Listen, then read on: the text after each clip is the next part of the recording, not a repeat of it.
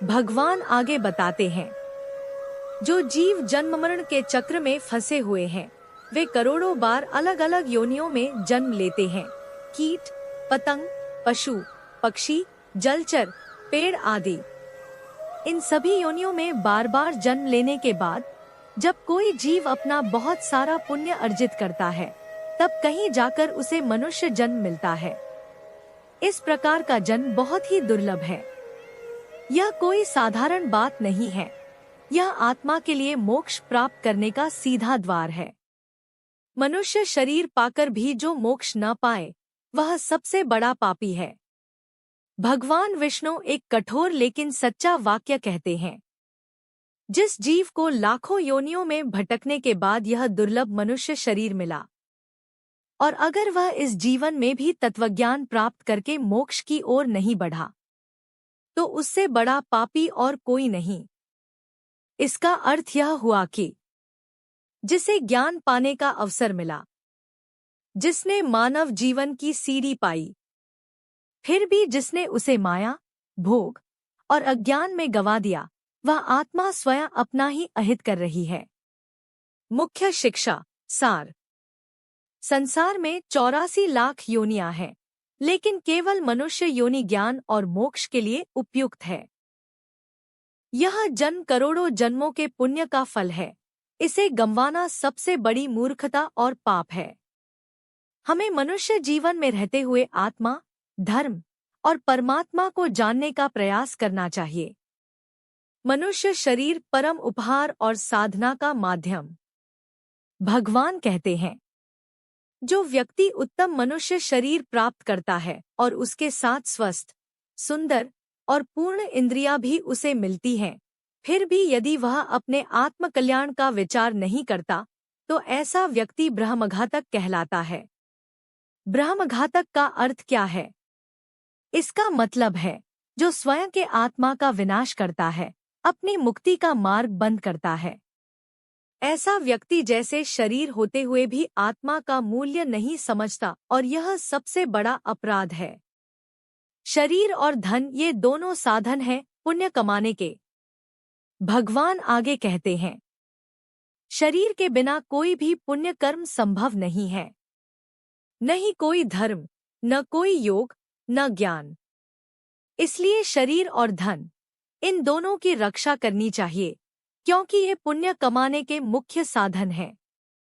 इसका भाव यह है कि जैसे कोई किसान अपने औजारों की रक्षा करता है, वैसे ही आत्मा को अपने शरीर और साधनों की रक्षा करनी चाहिए, ताकि वह धर्म का पालन कर सके। शरीर ही पुरुषार्थ, उद्देश्य का मूल है।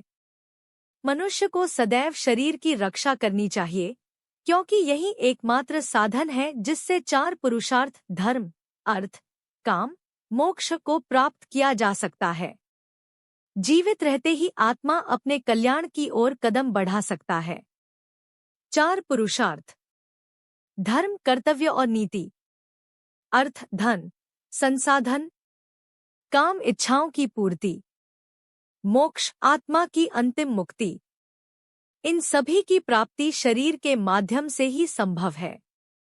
गांव, धन, कर्म बार बार मिल सकते हैं, लेकिन मनुष्य शरीर नहीं। भगवान विष्णु कहते हैं, गांव, क्षेत्र, धन, घर और अच्छे बुरे कर्म बार बार मिल सकते हैं, लेकिन मनुष्य शरीर बार बार नहीं मिलता। इसलिए बुद्धिमान व्यक्ति सदा शरीर की रक्षा का उपाय करते हैं।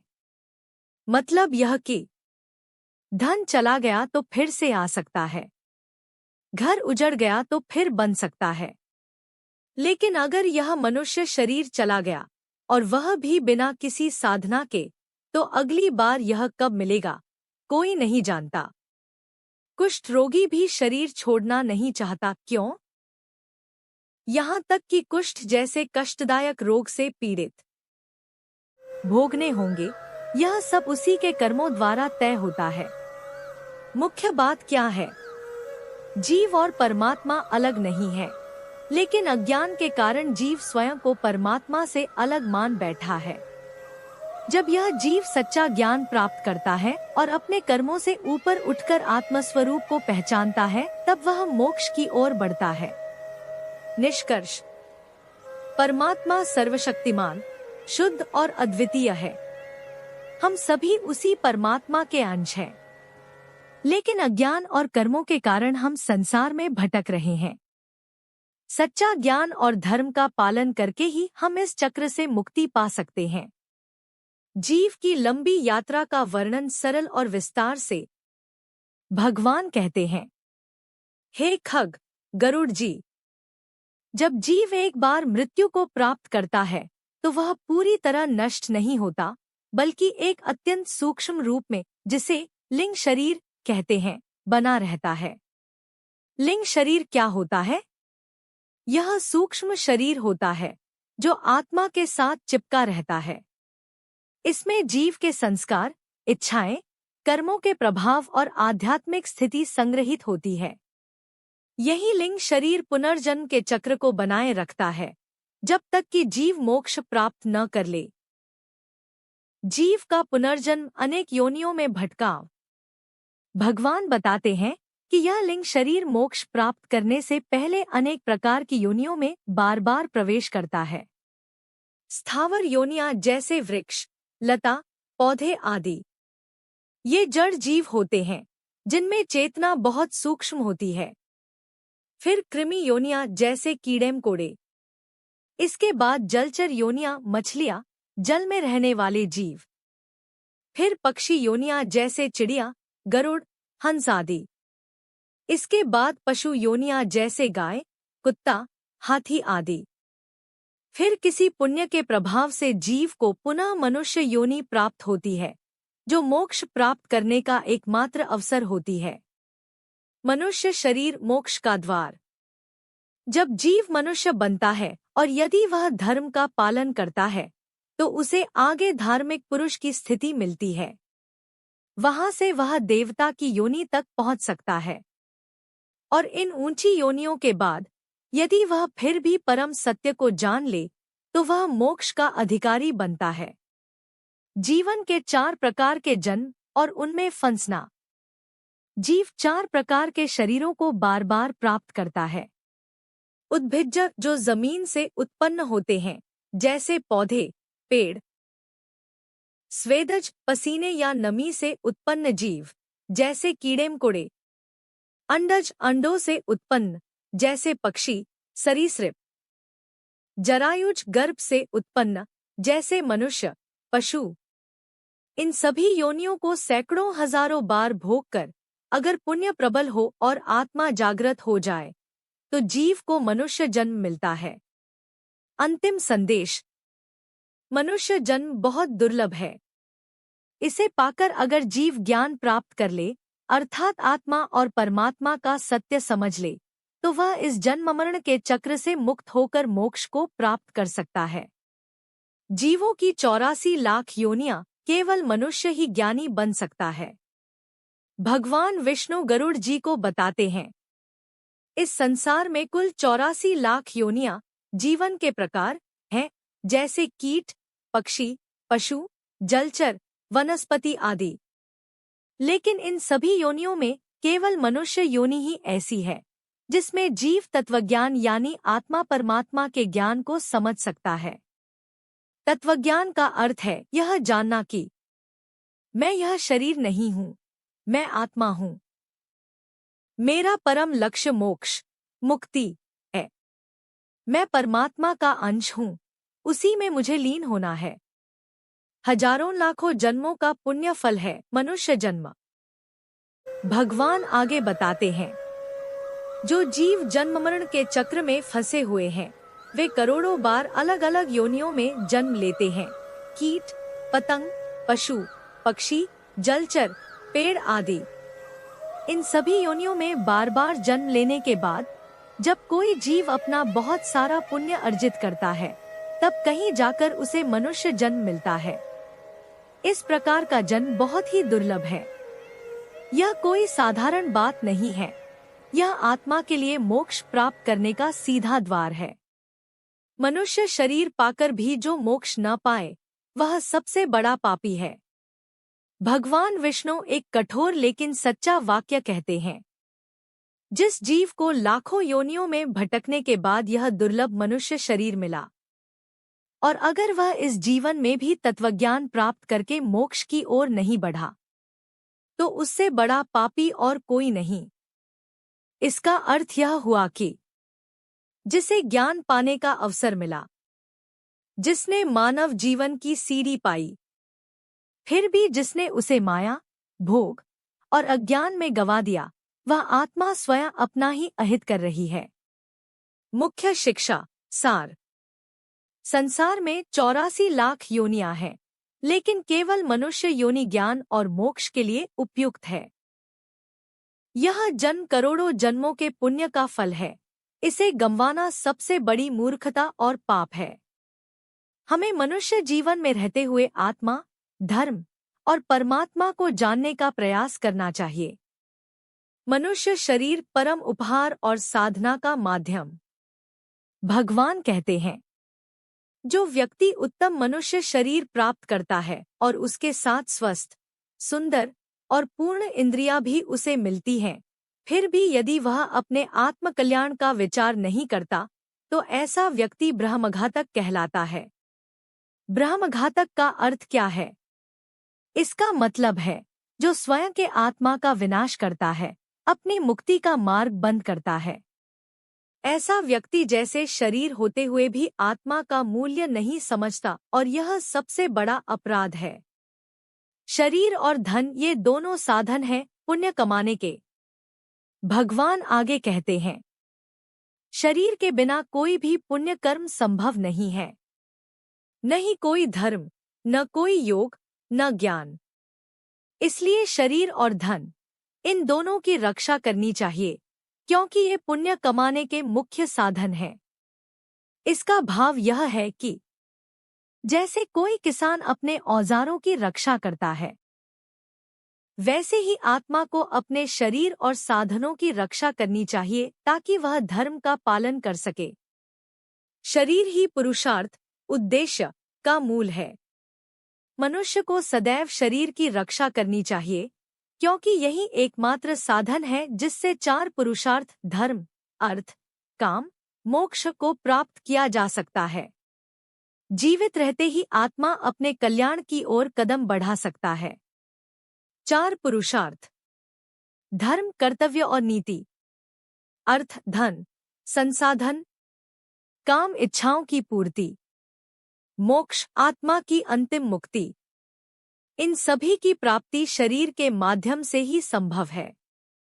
गांव, धन, कर्म बार बार मिल सकते हैं, लेकिन मनुष्य शरीर नहीं। भगवान विष्णु कहते हैं, गांव, क्षेत्र, धन, घर और अच्छे बुरे कर्म बार बार मिल सकते हैं, लेकिन मनुष्य शरीर बार बार नहीं मिलता। इसलिए बुद्धिमान व्यक्ति सदा शरीर की रक्षा का उपाय करते हैं। मतलब यह कि धन चला गया तो फिर से आ सकता है, घर उजड़ गया तो फिर बन सकता है, लेकिन अगर यह मनुष्य शरीर चला गया और वह भी बिना किसी साधना के, तो अगली बार यह कब मिलेगा कोई नहीं जानता। कुष्ठ रोगी भी शरीर छोड़ना नहीं चाहता। क्यों? यहाँ तक कि कुष्ठ जैसे कष्टदायक रोग से पीड़ित व्यक्ति भी अपने शरीर को छोड़ना नहीं चाहता, क्योंकि उसे पता है कि शरीर ही उसका एकमात्र साधन है मुक्ति के लिए। इसीलिए शरीर की रक्षा धर्म का पालन करने के लिए करनी चाहिए। धर्माचरण से ज्ञान आता है, ज्ञान से ध्यान, और ध्यान से योग सिद्धि प्राप्त होती है, और योग द्वारा व्यक्ति मोक्ष तक पहुंच जाता है। मुख्य शिक्षा सार। मनुष्य शरीर अत्यंत दुर्लभ और मूल्यवान है। स्वस्थ शरीर और इंद्रियां मिले तो यह आत्मा के कल्याण का सर्वोत्तम समय होता है। शरीर की रक्षा केवल सुख सुविधा के लिए नहीं, बल्कि धर्म और मोक्ष के लिए करनी चाहिए। धन और गांव खोए जा सकते हैं, मिल भी सकते हैं, लेकिन मनुष्य जीवन एक बार खो गया तो अगली बार मिलना असंभव के बराबर है। यदि मनुष्य स्वयं ही अपने आत्मा का अहित से निवारण नहीं कर लेता तो आत्मा का दूसरा कौन हितैषी होगा जो आत्मा को तारेगा। जो जीव मनुष्य के शरीर में रहकर इसी जन्म में नरकरूपी व्याधि की चिकित्सा नहीं कर लेता, वह परलोक में जाने पर जहाँ औषध नहीं प्राप्त है, नरक व्याधि से पीड़ित होने पर फिर क्या कर सकेगा। वृद्धावस्था बाघिन के समान सामने खड़ी है। फूटे हुए घड़े के गिरने वाले जल की भांति प्रतिक्षण आयु समाप्त होती जा रही है। रोग शत्रु की भांति प्रहार कर रहे हैं। अतः श्रेय प्राप्ति के लिए जीव को अभ्यास करना चाहिए। जब तक दुख प्राप्त नहीं होता, जब तक आपत्तियां घेर नहीं लेती और जब तक इंद्रियों में वैकल्य शिथिलता नहीं आ जाता, तब तक श्रेय प्राप्ति के लिए जीव को प्रयास करते रहना चाहिए। जब तक यह शरीर है तभी तक तत्वज्ञान का अभ्यास करना चाहिए। भवन में आग लग जाने पर कौन सा दुर्बुद्धि मनुष्य है जो कुआं खोदना प्रारंभ करता है। बहुविध सांसारिक कार्य प्रपंचों में व्यस्त रहने के कारण काल का ज्ञान नहीं होता। यह क्लेश की बात है कि मनुष्य अपने सुख दुख और हित की बात को नहीं समझता। संसार में जीवों को उत्पन्न होते हुए, रोगादि से दुखी होते हुए, मृत्यु प्राप्त करते हुए और आपत्तिग्रस्त तथा दुखी देखकर भी सांसारिक मनुष्य मोहरूपी मदिरा को पीकर कभी भी भयभीत नहीं होता। भौतिक संपत्ति स्वप्न के समान नश्वर क्षण भंगुर है। यौवन भी पुष्प के समान मुरझा जाने वाला है। आयु बादलों में चमकने वाली बिजली के समान चंचल है। यह सब जानते हुए भी मनुष्य को कैसे धैर्य हो सकता है।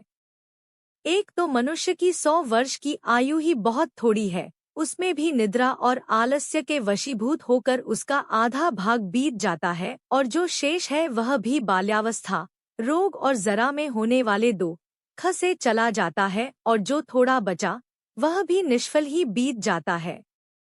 प्रारंभ करने वाले कार्य के विषय में जो उद्योग नहीं करता और जहाँ ब्रह्मचिंतन आदि में जागरूक रहना चाहिए वहाँ वह सोता रहता है। इसके विपरीत जहाँ सदा भय विद्यमान है उस संसार में वहाँ वह विश्वस्त है। सा जो मनुष्य है वह अभागा क्यों नहीं मारा जाएगा। जल में उठने वाले फेन के समान अतीव क्षणभंगुर देह को प्राप्त करके जीवात्मा उसमें स्थित रहता है। यह शरीर ही उसको प्रिय संवास के रूप में प्रतीत होता है, किंतु इस अनित्य शरीर में जीवात्मा निर्भय होकर कैसे रह सकता है। जो अहित करने वाले विषय भोगों में ही हितबुद्धि रखता है तथा अनिश्चित पुत्रक्लत्र देहगेहादि को स्थायी समझता है और भौतिक धन संपत्ति आदि अनर्थकारी वस्तुओं में जो अर्थबुद्धि रखता है वह अपने परमार्थ को नहीं जानता। जो यह जगत किसी का नहीं हुआ सा देखते हुए भी गिर रहा है और आत्मज्ञान विषयक वचनों को सुनते हुए भी जिसे बोध नहीं होता, पढ़ करके भी उसका अर्थ नहीं समझता, सा इसलिए होता है कि जीव भगवान की माया से मोहित है। मृत्यु, रोग और जगरूपी ग्राहों के द्वारा गंभीर काल सागर में डूबते हुए इस जगत को कोई भी नहीं जान पाता। प्रतिक्षण क्षीण होते हुए भी इस काल की सूक्ष्म गति को जीव वैसे ही नहीं जान पाता जैसे कच्चे घड़े में स्थित जल के विगलित होने का ज्ञान नहीं हो पाता। कदाचित वायु का बांधना संभव हो सकता है, आकाश को खंड खंड करने की तरंगों के गुम्फन की कल्पना भी संभव हो सकती है, परंतु आयु के शाश्वत होने की आस्था कथमपि संभव नहीं हो सकती। जिस काल के द्वारा जल जाती है, मेरू पर्वत भी चूर चूर हो जाता है, सागर का जल भी सूख जाता है, उस काल से मनुष्य शरीर की रक्षा की क्या कथा। मेरा पुत्र, मेरी पत्नी, मेरा धन, मेरे बांधव, इस प्रकार मैं कहते हुए मनुष्य रूपी बकरे को हठपूर्वक कालरूपी भेड़िया मार डालता है। यह मैंने कर लिया, यह करना शेष है, यह दूसरा कार्य भी अभी कुछ करना बाकी है। इस प्रकार की इच्छा से युक्त मनुष्य को यमराज अपने वश में कर लेते हैं। कल किए जाने वाले कार्य को आज, अपराह्न में किए जाने वाले कार्य को पूर्वाह्न में ही कर लेना चाहिए, क्योंकि मनुष्य ने अपना कार्य कर लिया है अथवा नहीं, इसकी प्रतीक्षा मृत्यु नहीं करती। वृद्धावस्था जिसको रास्ता दिखाने वाली है, अत्युग्र रोग ही जिसके सैनिक है, से मृत्युरूपी शत्रु के तुम सम्मुख स्थित हो, फिर उस प्रबल शत्रु से रक्षा करने वाले परमात्मा की ओर क्यों नहीं देखते, अर्थात उनकी ओर उन्मुख क्यों नहीं होते? तृष्णारूपी शूल में बिंधे हुए और विश्वासनारूपी घी से सींचे हुए तथा रागद्वेष रूपी अग्नि में पके हुए मनुष्य को मृत्यु खा जाती है। यह जगत सा है कि इसमें मृत्यु बालकों, युवकों, वृद्धों और गर्भस्थ जीवों सभी को ग्रस लेती है। जब जीव अपनी देह को भी यहीं छोड़कर यमलोक को चला जाता है तो फिर स्त्री, माता पिता और पुत्रादि से किस प्रयोजन से संबंध स्थापित किया जाए?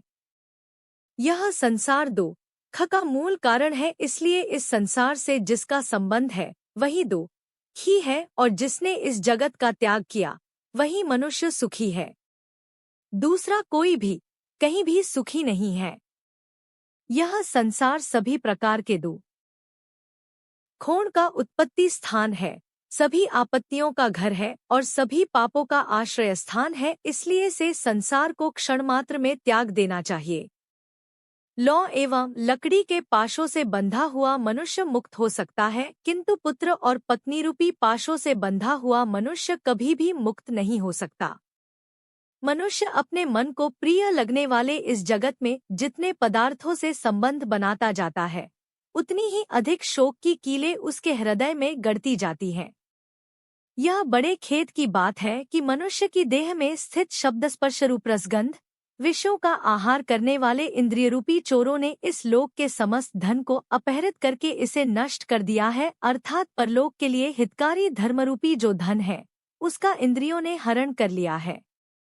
मांसलोभी मत्स्य जैसे बंसी में लगे हुए लोहे के अंकुश को नहीं जान पाता, उसी प्रकार विषयों से प्राप्त होने वाले सुख के लोभ से जीव यमयातना की परवाह नहीं करता।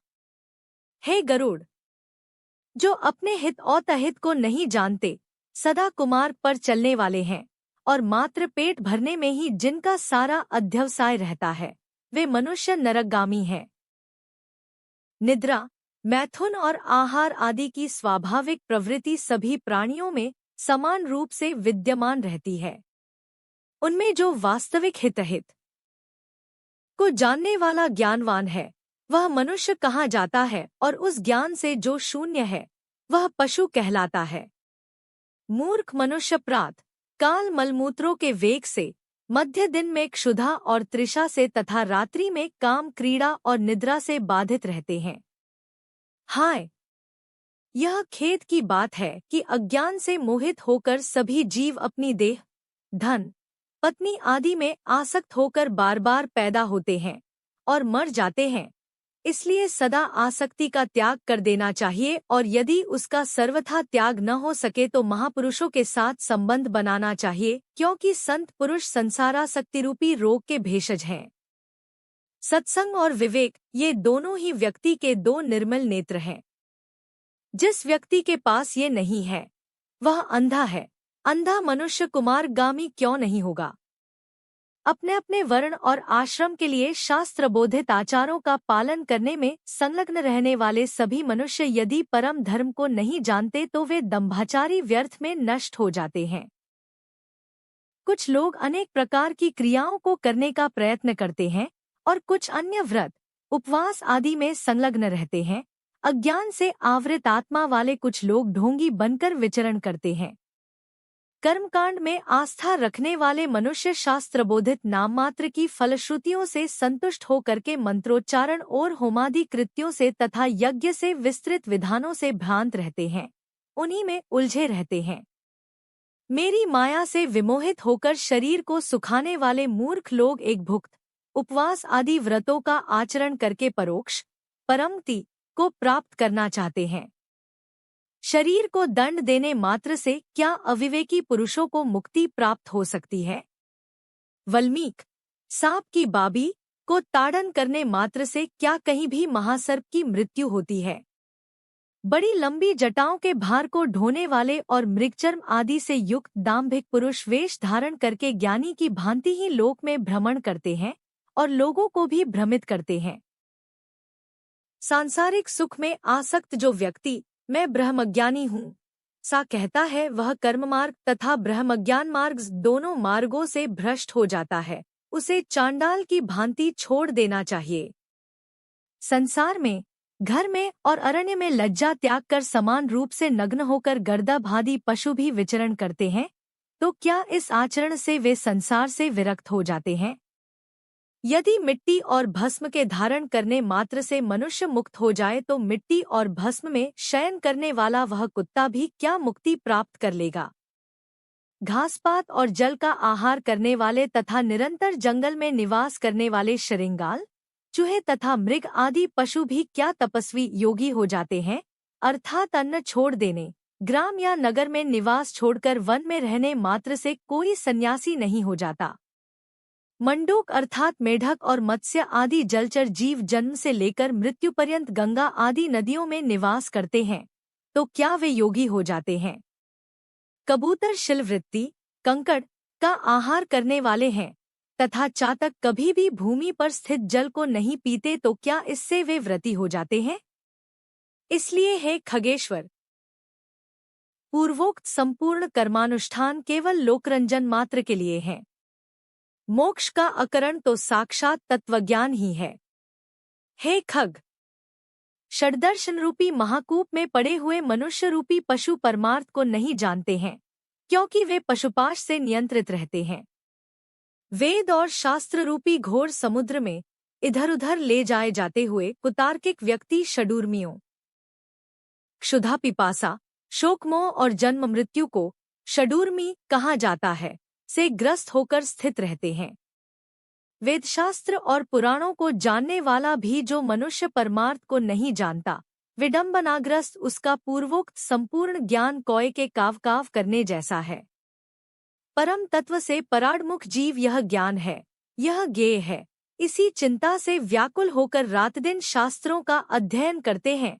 काव्योचित अलंकारों से सुशोभित गद्य वाक्य रचना या छंदोबद्ध कविता की रचना करने पर भी विषयोपभोग के प्रति लालायित इंद्रियों वाले तत्वज्ञान रहित मूढ़ व्यक्ति नाना चिंताओं के कारण दुखी रहते हैं। परम तत्व की प्राप्ति तो अन्य प्रकार से होती है, किंतु लोग अन्य प्रकार के उपाय करके क्लेश प्राप्त करते हैं। शास्त्र का भाव तो कुछ और होता है, परंतु वे उसकी व्याख्या कुछ दूसरे प्रकार से करते हैं। कुछ अहंकारी व्यक्ति गुरुपदेश आदि को प्राप्त न करके भी उन्मनी भाव के विषय में कहते हैं, पर वे स्वयं उसका अनुभव नहीं करते। बहुत से लोग वेद और शास्त्र का अध्ययन तो करते हैं और परस्पर एक दूसरे को बोध भी कराते हैं, तात्पर्य समझाते हैं, पर वे परम तत्वों के विषय में उसी प्रकार कुछ नहीं जानते जिस प्रकार कलछी पाकर्स को नहीं जानती। पुष्प को धारण तो सिर करता है, किंतु उस पुष्प की गंध को नासिका ही जानती है। ठीक इसी प्रकार वेद और शास्त्र का अध्ययन में उसी प्रकार भटकता फिरता रह जाता है, जैसे कोई मूर्ख ग्वाला अपनी कोख में बकरे को पकड़े रखने पर भी उसको खोजने के लिए कुएं में देखता है। संसार के मोह का नाश करने के लिए शास्त्र के शब्दों के अर्थ को जानना मात्र पर्याप्त नहीं है। दीपक की बात से कभी अंधकार की निवृत्ति नहीं हो सकती। बुद्धिहीन मनुष्य का पढ़ना अंधे व्यक्ति के दर्पण देखने के समान व्यर्थ है। अतः बुद्धिमान व्यक्ति को ही शास्त्रीय तत्वज्ञान का लक्षण हो सकता है, अर्थात बुद्धिमान को ही तत्वज्ञान लक्षित हो सकता है। जो यह ज्ञान यहाँ है, इसे जानना चाहिए। इस प्रकार बुद्धि करके शास्त्र में प्रतिपाद्य सब कुछ सुनना चाहता है, वह 1000 दिव्य वर्षों की आयु प्राप्त करके भी शास्त्रों का अंत प्राप्त नहीं कर सकता। अनेक शास्त्र हैं, आयु अत्यल्प है, जिसमें करोड़ों विघ्न हैं। इसलिए जैसे हंस जल के मध्य से दूध को ग्रहण कर लेता है, उसी प्रकार बुद्धिमान व्यक्ति को भी शास्त्र के सारतत्व का ज्ञान प्राप्त करना चाहिए। वेदशास्त्रों का अभ्यास कर वहां से तत्वज्ञान प्राप्त करके बुद्धिमान मनुष्य को चाहिए कि जैसे धान चाहने वाला व्यक्ति धान ग्रहण करके पलाल अर्थात पुआल को छोड़ देता है, उसी तरह उसे भी अन्य सभी शास्त्रों को छोड़ देना चाहिए। जैसे अमृत से तृप्त व्यक्ति के लिए भोजन की कोई आवश्यकता नहीं होती, उसी प्रकार है तार्क्ष तत्वज्ञ को शास्त्र से कोई प्रयोजन नहीं होता। हे विंतात्मज, न वेदाध्ययन से मुक्ति प्राप्त होती है और न शास्त्रों के अध्ययन से ही। मोक्ष की प्राप्ति ज्ञान से ही होती है, किसी दूसरे उपाय से नहीं। जिस प्रकार मुक्ति के लिए न तो आश्रम धर्म का अनुष्ठान कारण है, न दर्शनों का अध्ययन कारण है, उसी प्रकार श्रौतस्मार्त कर्म भी कारण नहीं है। मात्र ज्ञान ही मोक्ष का उपाय है। गुरु का वचन ही मोक्ष देने वाला है, अन्य सब विद्याएं विडंबना मात्र है। लकड़ी के हजारों भारों की अपेक्षा एक संजीवनी ही श्रेष्ठ है। कर्मकांड और वेदशास्त्रादि के अध्ययन रूपी परिश्रम से रहित केवल गुरु मुख से प्राप्त अद्वैत ज्ञान ही कल्याणकारी कहा गया है। अन्य करोड़ों शास्त्रों को पढ़ने से कोई लाभ नहीं। वेदादि आगम शास्त्रों का अध्ययन तथा विवेक, इन दो साधनों से ज्ञान की प्राप्ति होती है। आगम से शब्द ब्रह्मा का ज्ञान प्राप्त होता है और विवेक से परब्रह्म का ज्ञान प्राप्त होता है। कई विद्वान अद्वैत को वास्तविक परम तत्व स्वीकार करते हैं और कुछ अन्य विद्वज्जन द्वैत तत्व की ही प्रतिष्ठा चाहते हैं, किंतु द्वैत और अद्वैत से पृथक सभी के लिए समान रूप से स्वीकार्य परम तत्व को कोई नहीं जानता। न मम मेरा नहीं है और मम मेरा है, ये दो पद भावनाएं ही बंधन और मोक्ष के कारण हैं।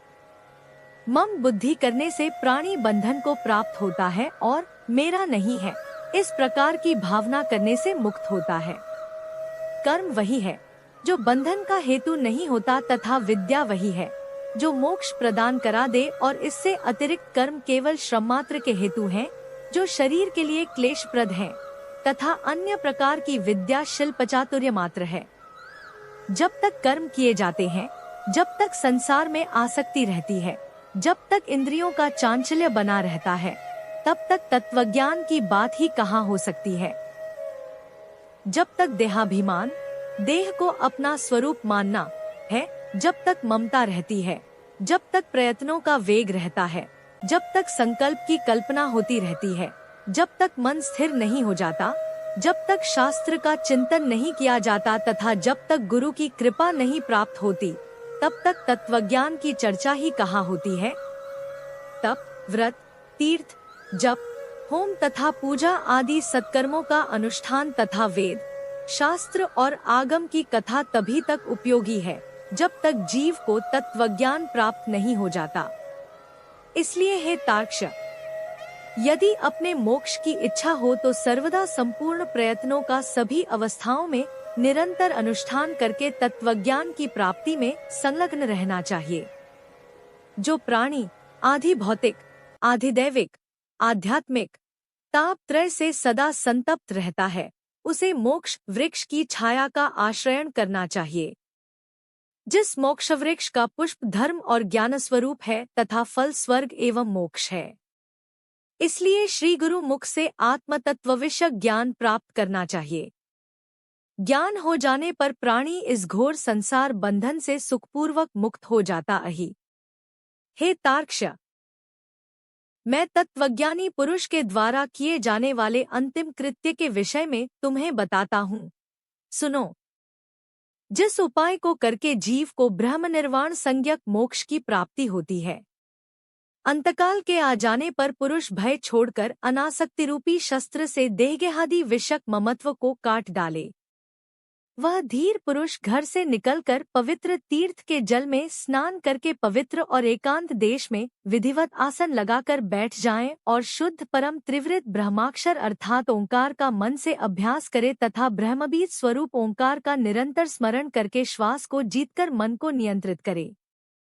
बुद्धि रूपी सारथी की सहायता से मन रूपी लगाम के द्वारा इंद्रियों को विषयों से निगृहित कर ले और कर्मों के द्वारा आक्षिप्त मन को बुद्धि की सहायता से शुभ अर्थ में अर्थात परब्रह्म के चिंतन में लगा दे। मैं ब्रह्मा हूँ, मैं परम धाम हूँ और परम पदरूपी ब्रह्मा मैं हूँ, सी समीक्षा करके अपनी आत्मा को निष्कल परमात्मा में लगा दे और ओम इस एकाक्षर ब्रह्मा का उच्चारण करता हुआ तथा मेरा स्मरण करता हुआ जो मनुष्य देहत्याग करता है, वह इस संसार से तर जाता है और परम गति प्राप्त करता है। मान और मोह से रहित तथा आसक्ति से उत्पन्न हो वाले दोषों को जीत लेने वाले सुख दुख खादी द्वंद्वों से मुक्त ज्ञानी पुरुष उस शाश्वत अविनाशी परम पद को प्राप्त होते हैं। जो व्यक्ति राग और द्वेष रूपी मलों का अपहरण करने वाले ज्ञानरूप जलाशय और सत्यस्वरूप जल वाले मानस तीर्थ में स्नान करता है, वह मोक्ष प्राप्त कर लेता है। जो प्रौढ़ वैराग्य को धारण करके अन्य भावों का परित्याग कर केवल मद्विषक भावना के द्वारा मेरा भजन करता है, सा पूर्ण दृष्टि रखने वाला अम्लांतरात्मा संत ही मोक्ष को प्राप्त होता है। तीर्थ में मृत्यु हो जाए, इस उत्कंठा से उत्सुक होकर जो अपने घर का परित्याग करके तीर्थ में निवास करता है और मुक्ति क्षेत्र में मरता है, वही मोक्ष प्राप्त करता है। अयोध्या, मथुरा, कनखल, हरिद्वार, काशी, कांची, अवंतिका और द्वारावतीपुरी ये 7 पुरियां मोक्ष देने वाली हैं। हे तार्क्ष, मैंने सनातन मोक्ष धर्म को तुम्हें बता दिया। ज्ञान और वैराग्य के सहित इसे सुनकर पुरुष मोक्ष प्राप्त करता है। तत्वज्ञ पुरुष मोक्ष प्राप्त करते हैं, धार्मिक पुरुष स्वर्ग को प्राप्त होते हैं। पापियों की दुर्गति होती है और पशु पक्षी आदि पुन जन्म मरण रूपी संसार में भ्रमण करते हैं। इस प्रकार सभी शास्त्रों का सारोद्धार मैंने 16 अध्यायों में कह दिया। अब और क्या सुनना चाहते हो? सूत उवाच। सूत जी ने कहा, हे राजन, गरुड़ जी ने भगवान के मुख से सा वचन सुनकर उन्हें बार बार प्रणाम करके अंजलि बांधकर इस प्रकार कहा। गरुड़ जी ने कहा, हे देवाधिदेव भगवन, हे नाथ, हे प्रभु, अपने अमृतमय वचनों को सुनाकर आपने मुझे भवसागर से तार दिया है। अब मेरा संदेह समाप्त हो गया और मैं कृतार्थ हो गया हूँ, इसमें संशय नहीं, सा कहकर गरुड़ जी ने मौन होकर भगवद्ध्यान परायण हो गए।